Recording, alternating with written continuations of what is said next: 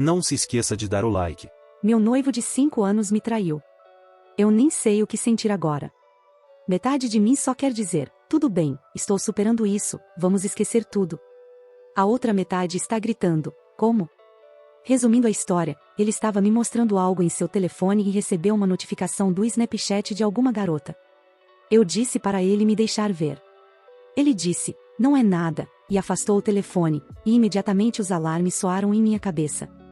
Eu insisti, depois de evitar muitas vezes e tentar me fazer desistir, ele finalmente me deu o telefone.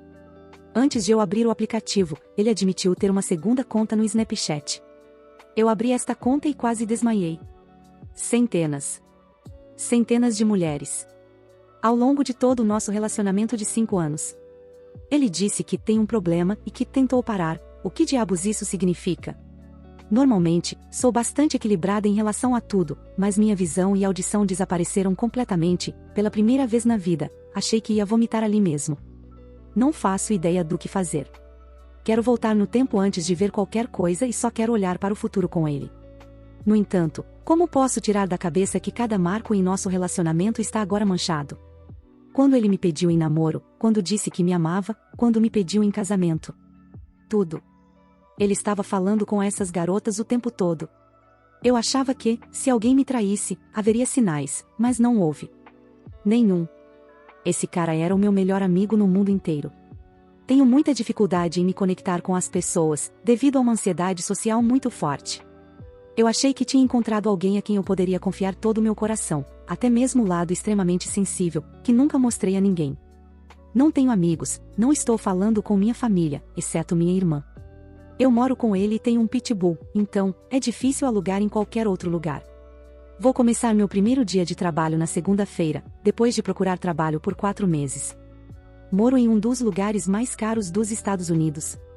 Não tenho economias, não tenho nada, estou completamente perdida sobre o que fazer. E parte de mim quer esquecer que viu qualquer coisa e voltar ao normal. Outra parte quer arrancar o pau dele fora. Eu simplesmente não entendo como isso aconteceu. Porque aconteceu. E, claro, ele não ajuda em nada. Ele está apenas chorando, choramingando com a cabeça baixa, como uma criança, dizendo desculpa, eu estraguei repetidamente. Já devolvi o meu anel para ele, mas tenho muita dificuldade para lhe dizer que estou completamente acabada. Nem sei se quero terminar completamente. Parece tão estúpido. Tornei-me alguém que eu jamais pensaria ser. Eu sei que as pessoas vão me dizer para dar um pé na bunda dele, mas, como? Não tenho para onde ir. Até a casa em que moramos é alugada dos pais dele. Atualização.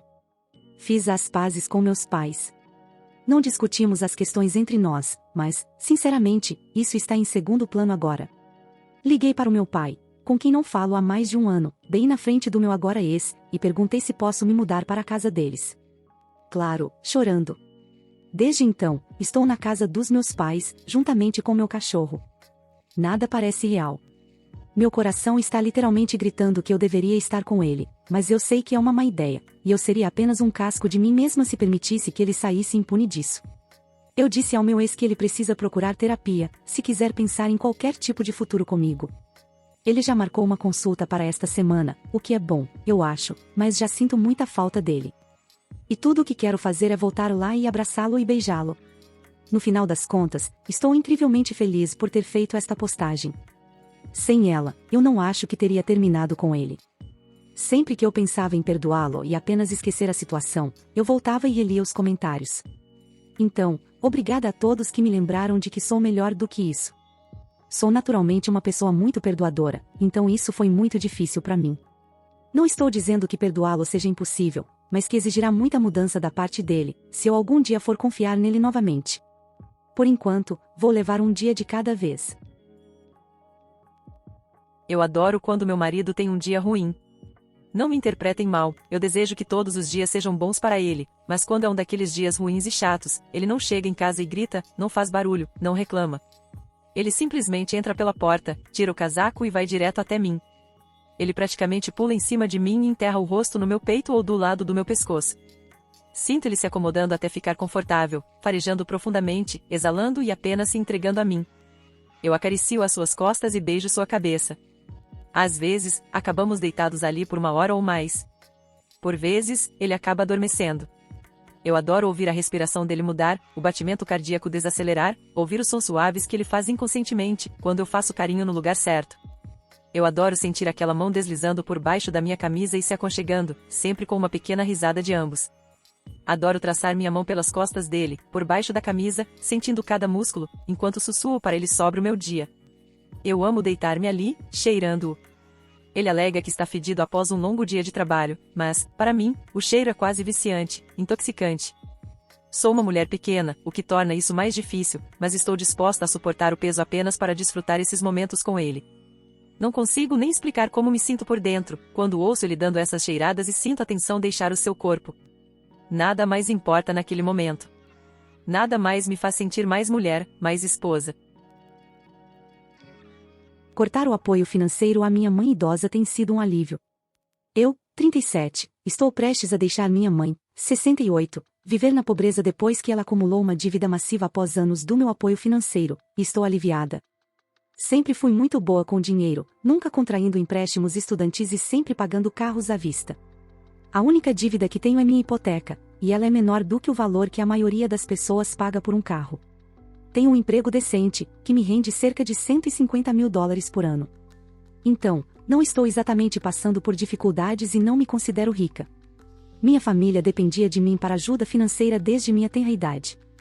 Mesmo na escola primária, eu estava economizando para aqueles momentos em que minha mãe precisaria de ajuda para pagar contas. Olhando para trás, percebo que não era normal para uma criança, mas eu achava que era, porque estávamos apertados de dinheiro.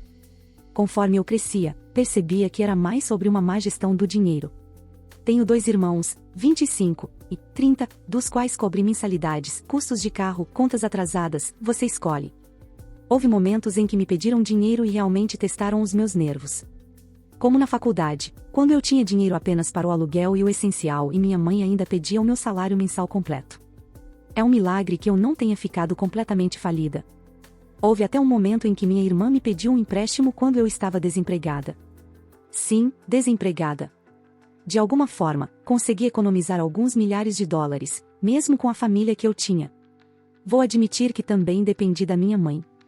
Durante a crise de 2008, eu mal estava encontrando trabalho em meio período.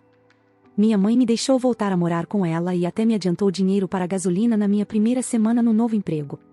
Paguei a ela assim que recebi meu primeiro salário. Quando economizei US$5 mil, eu me mudei e nunca mais pedi ajuda financeira. Também nunca pedi dinheiro aos meus irmãos. Emprestar dinheiro sempre me deixou desconfortável, mas, uma vez que estava fora das minhas mãos, eu tentava encarar como um presente. No entanto, no ano passado tudo mudou. Assim que consegui o meu primeiro emprego, tornei uma prioridade garantir que minha mãe estivesse bem financeiramente. Veja bem, ela nunca foi boa com dinheiro, frequentando casas de penhores, acumulando contas em atraso e lidando com dívidas. Então, fizemos um acordo: se ela me entregasse uma cópia de todas as contas que tinha, eu me certificaria de que tudo estava organizado. Demorou um pouco para convencê-la, mas ela, eventualmente, me deu uma lista de todas as contas e do quanto estava atrasada. Eu estimei alguns milhares de dólares. Ela tinha um ciclo de quais contas deixava passar, o suficiente para evitar que cortassem os serviços públicos. Eu limpei todas as suas contas e, pela primeira vez em sua vida, ela não estava atrasada em nenhuma delas. Ela devia ter cerca de 55 anos na época. Depois disso, minha mãe parou de depender de casas de penhores e foi super diligente em manter tudo em dia. Em seguida, achei que seria uma boa ideia ajudá-la a criar um fundo de emergência. Abri uma conta de poupança de alto rendimento, coloquei alguns milhares de dólares e disse a ela que combinaria com o que ela economizasse. Ela se manteve por um tempo, mas eventualmente perdeu o interesse. Olhando para trás, eu provavelmente pedi demais. Ela nunca foi de guardar dinheiro, e quando tinha algum, seu instinto era gastá-lo. Para ela, emergências eram mais sobre coisas que ela queria há um tempo. Então veio a dívida. Ela estava atolada, sempre financiando reparos em casa e consertos de carros, porque não sabia como economizar e preferia esperar até que as coisas quebrassem. As parcelas mensais ficaram tão altas que, às vezes, sua geladeira estava praticamente vazia e mal podia pagar a comida. Após dar outra olhada em suas finanças, anos depois de organizar todas as contas, percebi que sua situação, simplesmente, não era sustentável. Aconselhei-a a consolidar sua dívida enquanto as taxas de juros ainda estavam baixas. Juntas, elaboramos um plano para gerenciar seus pagamentos. Essa mudança acabou economizando cerca de $1.000 por mês depois de cobrir todas as contas dela. Com uma pensão, $1.000 extras por mês, sem endividamentos longos e com alguns milhares economizados para emergências, achei que ela estava em uma situação bastante sólida. Comecei a sonhar em levá-la para férias e a pensar no que ela gostaria de fazer na aposentadoria, em vez do que ela precisava fazer para sobreviver, mas, bem, a vida tinha outros planos. E isso me leva à decisão difícil que tive que tomar de não ser mais capaz de atender às necessidades financeiras da minha mãe. Minha cachorra, minha companheira de 15 anos, faleceu. Cuidei dela desde filhote, e ela era como um pedaço do meu coração fora do meu corpo. Ela tinha uma condição de saúde terminal que deveria limitar sua vida, mas com bons cuidados, ela viveu plenos 15 anos sem problemas. Sempre correndo como um filhote, as 2 últimas semanas de sua vida foram as únicas em que parecia estar na idade dela. Tentei de tudo para salvá-la, mas no final, ela faleceu em meus braços. As contas do veterinário foram altas, mas para mim, foi o melhor dinheiro que já gastei. Deu-me para saber que fiz tudo pela minha amiga leal. O seu falecimento coincidiu com meus próprios problemas de saúde, que tornaram difícil até mesmo fazer tarefas básicas. Já se passou 1 ano e eu ainda não voltei a ser o que era antes. Portanto, fui forçada a priorizar o meu próprio bem-estar. Não muito tempo depois que minha cachorra faleceu, minha mãe trouxe à tona um reparo caro. Pedi a ela que não me pedisse dinheiro desta vez, pois eu precisava reconstruir minhas economias, após as despesas com o veterinário. No entanto, 2 semanas depois, lá estava ela, pedindo ajuda financeira para o reparo. Paguei o que pude, mas não pude deixar de me perguntar por que ela precisava disso, quando deveria ter um extra de $1.000 por mês. 1 mês depois ela desabou, dizendo que mal podia pagar a comida. Para minha surpresa, revelou mais de $50.000 em dívidas, todas acumuladas em um único ano. Fiz as contas e percebi que ela nunca pagaria isso durante a vida. Seu crédito estava arruinado e ela não podia refinanciar ou consolidar suas dívidas. As taxas de juros haviam subido, deixando-a em uma situação financeira desesperadora. Decidi intervir novamente, pagando suas dívidas com juros altos e deixando-a com uma dívida mais gerenciável de $25.000. Isso deu a ela um pouco de alívio, mas ela está lutando. Neste ponto, desliguei-me mentalmente de fornecer mais apoio financeiro. Eu lhe dei as ferramentas para ter sucesso, mas ela escolheu um caminho diferente.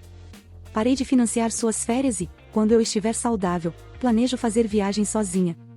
Passei anos garantindo sua estabilidade financeira, apenas para vê-la desperdiçar. Sempre que ela fala sobre dinheiro, eu não me envolvo mais, já fiz o suficiente. Também decidi me afastar das finanças dos meus irmãos, essa é outra história. Assumir as emergências financeiras da minha família multiplicou meu estresse, e foi demais. Estou ansiosa para viver o resto da minha vida para mim mesma. Apesar da minha doença, decidi melhorar minha saúde e estou ansiosa para adotar um novo cachorro no próximo ano. Até comecei a gastar com coisas que achava frívolas antes. É libertador finalmente viver a vida do jeito que quero. Fala pessoal, tô passando rápido para avisar que eu abri a loja do canal. Então se você curte meu trampo e quiser me ajudar a manter e crescer cada vez mais esse projeto, tem vários produtos para você escolher. Tem camiseta masculina e feminina, regata, pôster e caneca. É só acessar o primeiro link da descrição ou colocar lojadorobô.com.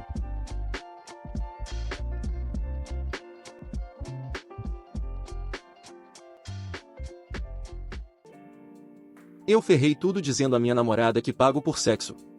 Um pouco de contexto, eu, 26, e minha namorada, 24, estamos juntos há cerca de 4 anos. Ela é de uma família de classe média alta. Filha única, então sempre foi bem cuidada. Ela é muito responsável financeiramente, nada mimada ou algo do tipo, e extremamente carinhosa. Então, durante todo o tempo em que estivemos juntos, minha situação financeira não era das melhores, até agora. Minha namorada sabia disso, mas nunca me fez sentir inseguro a respeito. Ela apenas pagava as coisas sem fazer alarde. Por exemplo, se ela notasse que eu precisava de algo em casa, ou se achasse que algo me deixaria mais confortável, ela simplesmente encomendava para mim na Amazon, sem fazer questão de parecer que estava fazendo caridade. Ela costumava pedir comida pelo telefone e pagava quando chegava. Ambos somos asiáticos, então frequentemente brigávamos de maneira amigável sobre quem pagaria, mas na maioria das vezes, ela já tinha pago. As coisas chegavam e ela já tinha pago por elas. Ela nunca exigiu presentes meus, embora eu saiba que ela gosta de coisas assim. Ela costumava me dar presentes muito atenciosos nos meus aniversários e aniversários de namoro, e, para ser honesto, os presentes que eu dava a ela nem sempre eram os melhores, mas ela sempre era grata e feliz. Ela estava acostumada a ir a lugares chiques, mas ainda ficava empolgada com a ideia de ir a lugares mais acessíveis comigo e realmente ficava animada. Corte para o presente. Eu comecei um negócio algum tempo atrás e agora está indo muito bem, então estou financeiramente confortável. Gosto de comprar coisas para minha namorada porque finalmente posso me dar ao luxo de agradá-la, pequenos presentes de vez em quando, coisas que ela possa gostar. Gosto também de levá-la em pequenas compras. Mais uma vez, ela é financeiramente inteligente e não está interessada em roupas de grife, então não é como se ela fosse às lojas de luxo quando vou fazer compras com ela. Ela compra algumas coisas, vale ressaltar que tudo que compro para ela é capaz de comprar para si mesma. Ela tem um emprego bem remunerado, não tem dívidas porque seus pais pagaram sua universidade. Ela não espera que eu compre nada, mas estou feliz por estar em uma posição em que posso comprar coisas que a façam feliz. Levei minha namorada para fazer compras e ela comprou um par de tênis e 1 ou 2 vestidos. Nada extravagante. No caminho de volta para casa, estávamos conversando sobre aquele vídeo viral de uma rua no Japão em que homens e mulheres dizem que não consideram traição se um homem sair com uma profissional do sexo. Minha namorada mencionou que nunca pagaria por sexo e me perguntou se eu algum dia pagaria. Brinquei dizendo já pago e olhei para as sacolas de compras. O sorriso dela desapareceu instantaneamente. Senti que todo o humor e o clima dela mudaram. Me senti muito mal por ter dito aquilo e me desculpei imediatamente, porque, honestamente, foi uma piada muito estúpida. Ela disse que estava tudo bem e seguimos em frente. Agora já se passaram algumas semanas desde o incidente, e notei que minha namorada não usou nada do que comprei para ela naquele dia. Normalmente, ela usa as coisas que compro para ela nos próximos dias e aponta: olha, estou usando item que você me deu. Ela diz isso de uma maneira muito fofa, e vê-la feliz assim me deixa muito feliz. Mas ela não tocou nos tênis ou nas roupas que compramos juntos naquele dia.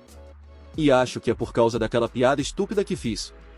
Também percebi que ela recebeu alguns pacotes há alguns dias. Normalmente, ela mostra o que está comprando e ofereço comprar para ela. Ela nem sempre aceita minha oferta, mas ainda me mostra as coisas que está pedindo. Mas desta vez, nada. Não acredito que tenha feito isso. Acho que realmente magoei os sentimentos dela. E a parte estúpida adicional é que as coisas que compro para ela são uma pequena fração do que ela possui ou compra de qualquer maneira. Ela passou anos me dando coisas e nunca disse nada sobre isso, e eu só tive que fazer aquela piada no momento errado. Não sei como abordar isso com ela. Realmente não quis dizer o que disse a ela, mas sei que ela é uma pessoa que pensa muito, e provavelmente acha que eu estava falando sério. Nota: eu não esperava que esse post recebesse a quantidade de atenção que teve. Agradeço a todos pelas contribuições e por terem tirado um tempo para compartilhar suas opiniões. Há algumas coisas que quero acrescentar. Algumas pessoas chamaram minha namorada de sensível e desinteressante por não ter levado a piada bem, e alguns até sugeriram reconsiderar o relacionamento ou terminar. Ela e eu temos um senso de humor semelhante e sempre brincamos e fazemos piadas um com o outro. Essa não foi uma piada que funcionou, e a culpa é minha. Não estou prestes a terminar o relacionamento porque ela não gostou de uma piada maldosa que fiz a ela. Ela tem o direito de ficar chateada, e não vou tentar fazê-la se sentir mal e defenderei o que disse, dizendo: ah, mas era só uma piada, supere isso.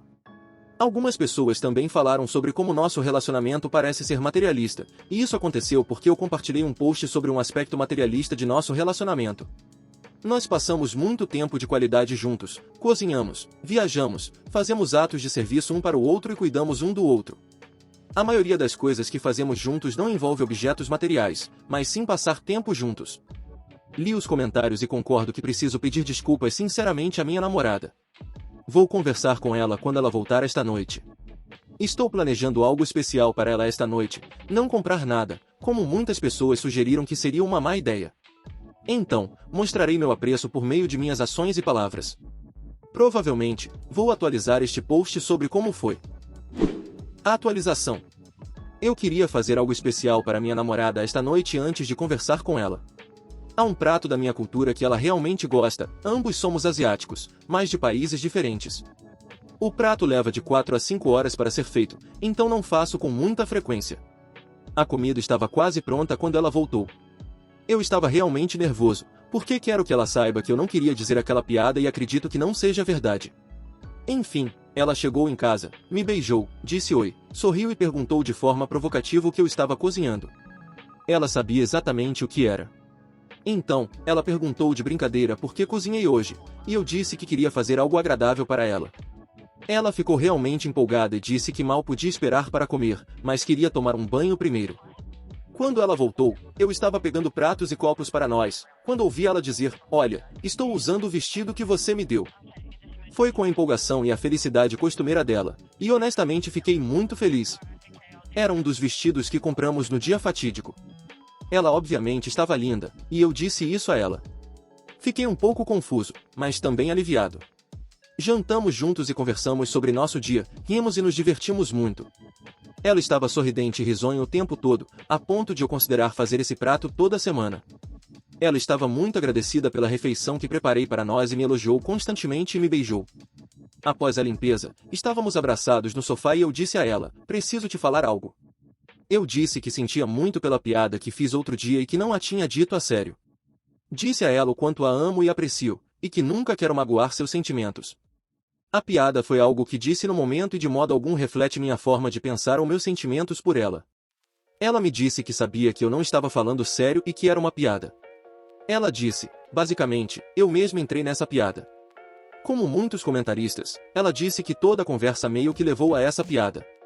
Ela admitiu que ficou um pouco magoada naquele momento e um pouco triste, mas eu pedi desculpas imediatamente, então ela sabia que percebi que não era apropriada.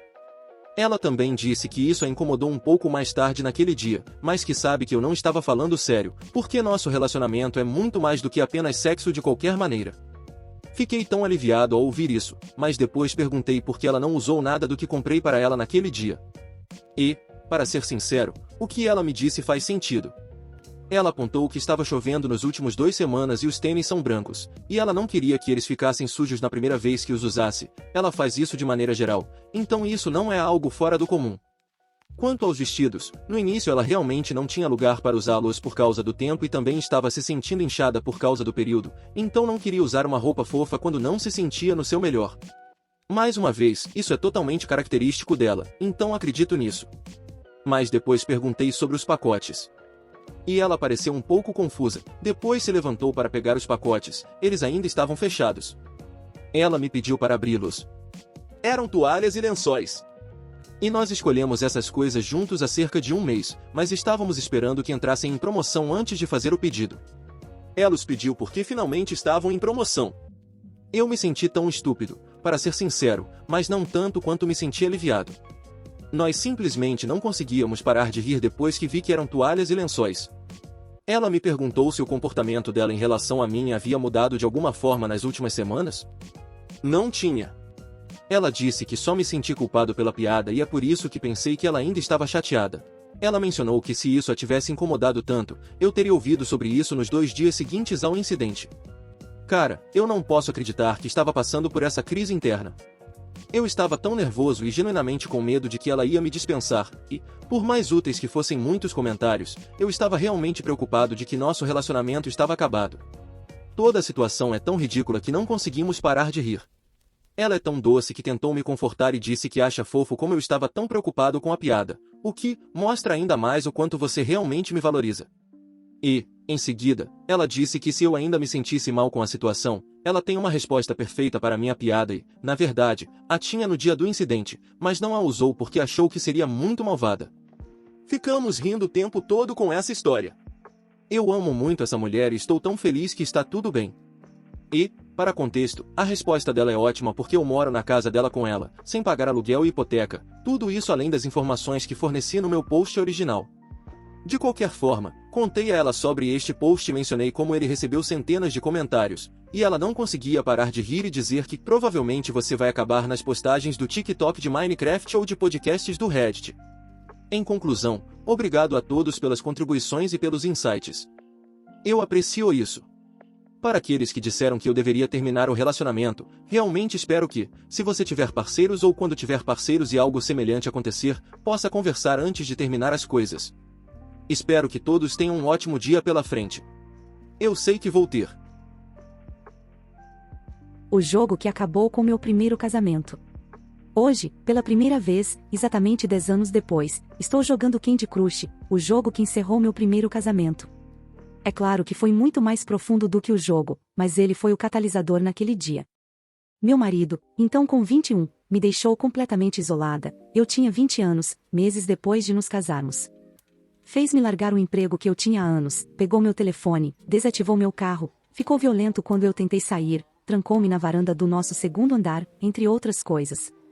Na próxima vez em que eu tentei sair, tranquei-me no banheiro com meu laptop e tentei contato com alguém, para que chamasse a polícia. Meu marido conseguiu me pegar, de qualquer maneira. Depois disso, não pude mais usar nossos laptops. Portanto, quando ele chegou em casa mais cedo do trabalho, em 3 de outubro de 2013, e me pegou usando o laptop, ficou enfurecido. Eu disse a ele que estava apenas jogando Candy Crush, ele não acreditou em mim e nem verificou. Isso não teria importado, eu não podia usar o computador. Eu só queria que a surra fosse menos severa, se ele soubesse que eu estava apenas jogando, e não falando com ninguém.